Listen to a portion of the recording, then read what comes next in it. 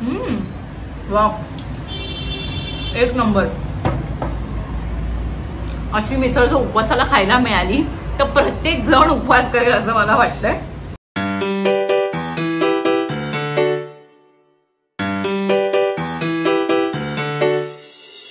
प्रीतीज world या माझ्या YouTube चॅनलवरती मी प्रीती तुम्हा सगळ्यांचं स्वागत करते. आज मी तुम्हाला उपवासाचे 4 पदार्थ दाखवणार आहे. पहिला म्हणजे बटाट्याची भाजी, दुसरा म्हणजे साबुदाण्याची खिचडी, तिसरा म्हणजे शेंगदाण्याची आमटी आणि चौथ्या पदार्थामध्ये आपण हे पहिले तिन्ही पदार्थ एकत्र करून बनवणार आहोत फराळी मिसळ. बटाट्याची भाजी बनवण्याकरता कढईमध्ये 1 चमचा तूप गरम करून त्यात थोडंसं जिरं आणि मिरची व्यवस्थितपणे परतून घ्या. 3 बटाटे मी उकडून घेतलेत आणि मीडियम साईजच्या फोडी केलेल्या आहेत. त्या सुद्धा मी आता ह्याच्यात घालते.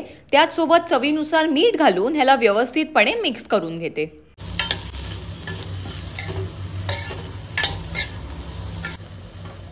आता बटाट्यांचा रंग तुम्ही बघू शकता, थोडासा बदललेला आहे. आधी जे एकदम पांढरे होते ते हलकेसे पिवळे व्हायला लागले. त्यामुळे आता गॅस बंद करते मी.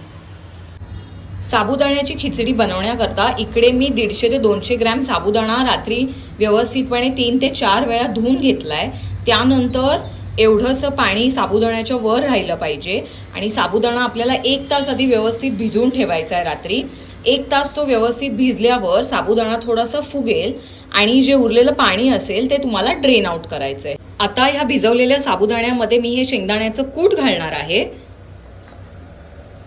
5 चमचे कूट मी घालून घेते आधी. नंतर मिक्स केल्यावर जर अजून मला वाटलं की हवंय कूट तर ते आणखीन मी घालेन. आता हे आपण मिक्स करून घेऊया. तर अशा प्रकारे प्रत्येक साबुदाणा हा शेंगदाण्याच्या कूटाने कोट झाला पाहिजे एवढं कूट तुम्हाला ह्या साबुदाण्यात घालायचंय. आता ह्याच्यातच मी साखर आणि मीठ सुद्धा घालून घेणार आहे. तर ही 1 चमचा साखर मी घालतीये. त्याच सोबत चवीनुसार मीठ आणि आता हे मिक्स करून घेते मी. फक्त तुपात खिचडी केली तर ती लवकर कडक होते. त्यामुळे मी इकडे तूप आणि शेंगदाण्याचं तेल हे दोन्ही मिक्स करून ही खिचडी बनवणार आहे. तूप आणि तेल गरम झालं की त्याच्यात थोडंसं जिरं थोडंसं तडतडलं की त्याच्यात मिरची घालायची आहे.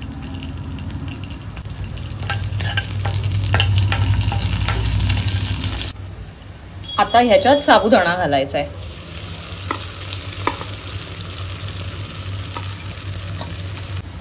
आणि हे हलक्या हाताने मिक्स करून घेऊया. फोडणीत मी बटाटा घालायला विसरूनच गेले, त्यामुळे मी वरून बटाटा घालतीये. बटाटा उकडून घेतल्यामुळे तो शिजलाय, त्यामुळे फारसा फरक पडणार नाही. पण तुम्ही फोडणी करतानाच बटाटा सुद्धा तेला किंवा तुपामध्ये व्यवस्थितपणे परतून घ्या. सगळं एकत्र मिक्स करून झालं की त्याला झाकून 10 मिनिटांकरता अगदी लो फ्लेमवरती वाफ आणून घेऊया. शेंगदाण्याची आमटी बनवायला मी इथे 4 चमचे दाण्याचं कूट घेतलंय.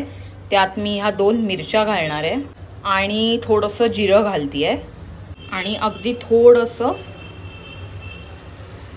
ताक घालून ह्याला मिक्सरमध्ये फिरून घेणार आहे. 1 चमचा तूप घेणार आहोत. तूप गरम झालं की त्यात आपण जिरं घालणार आहोत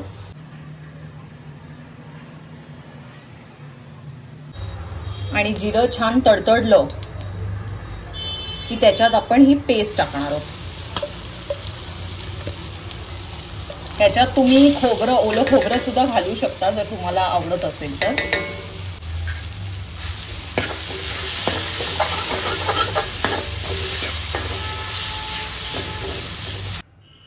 आता यात 2 ग्लास ताक आणि 1 ग्लास पाणी घालून छान व्यवस्थितपणे मिक्स करून घेणार आहोत. तुम्हाला जेवढं घट्ट किंवा पातळ हवंय त्या कन्सिस्टन्सीनुसार तुम्ही यात पाणी कमी जास्त करू शकता. आता ह्याला व्यवस्थितपणे मिक्स करून घेऊया. मिरची आणि जिरं नीट एकजीव व्हावं म्हणून आपण थोड्याशा शेंगदाण्याच्या कुटात त्याला आधीच मिक्सरमध्ये फिरवून घेतलेलं. आता थोडंसं अजून दाण्याचं कूट, चवीनुसार मीठ आणि साखर टाकून ह्याला व्यवस्थितपणे मिक्स करून मीडियम हाय फ्लेमवरती छान उकळी येऊन देऊया. तर ही आहे बटाट्याची भाजी, ही आहे साबुदाण्याची खिचडी आणि ही आहे शेंगदाण्याची आमटी. आता इकडे मी फराळी चिवडा घेतलेला आहे. शेंगदाणे मी शेंगदाण्याच्याच तेलात थोडेसे परतून घेतलेले आहेत. तुम्हाला हवे असतील तर तुम्ही उकडून घेऊ शकता, पण मला ते एक थोडंसं क्रंचीनेस आवडतं म्हणून मी भाजून घेतलेले आहेत तेलामध्ये. आणि इथे थोडंसं दही घेतलंय. आता हे सगळे पदार्थ आपण एकत्र करून इथे मिसळ बनवूया. सगळ्यात आधी आपण घेणार आहोत साबुदाण्याची खिचडी.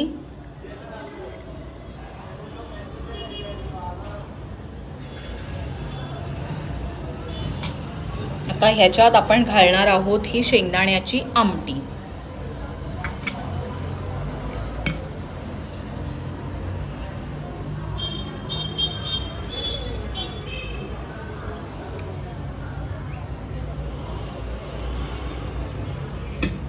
त्यावरती आपण घालूया ही बटाट्याची भाजी.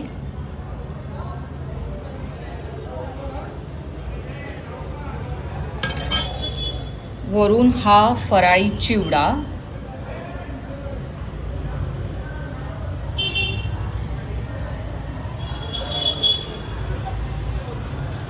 हे जे शेंगदाणे आहेत ते आपण घालूया थोडेसे.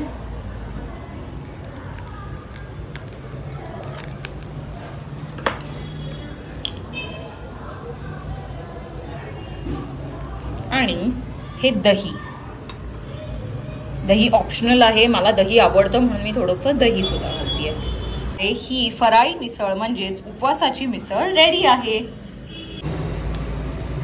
हे बघा, हे जे शेंगदाणे मी शेंगदाण्याच्या तेलामध्ये भाजून टाकलेले आहे, म्हणजे तळलेत इन शॉर्ट.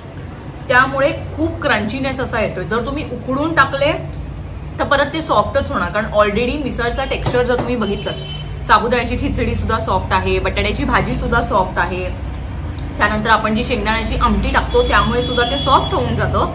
त्यामुळे तो एक वेगळा टेक्स्चर आणायला, क्रंचीनेस आणायला मी चिवडा सुद्धा टाकलेला आहे आणि शेंगदाणे सुद्धा टाकले. वा, का बात, मला आवडला. तर तुम्ही सुद्धा ही फराळी मिसळ नक्की ट्राय करा, तुम्हाला डेफिनेटली आवडणार आहे. आणि व्हिडिओ आवडला असेल तर व्हिडिओला लाईक करा, शेअर करा. तुम्ही जर एका वेगळ्या पद्धतीने ही मिसळ बनवत असाल तर कमेंट सेक्शन मध्ये सांगा, मी ती नक्की ट्राय करेन. आणि असेच छान छान व्हिडिओज पाहण्याकरता माझ्या चॅनलला सबस्क्राईब करा आणि सबस्क्राईब केल्यावर बेल आयकॉनला सुद्धा नक्की क्लिक करा.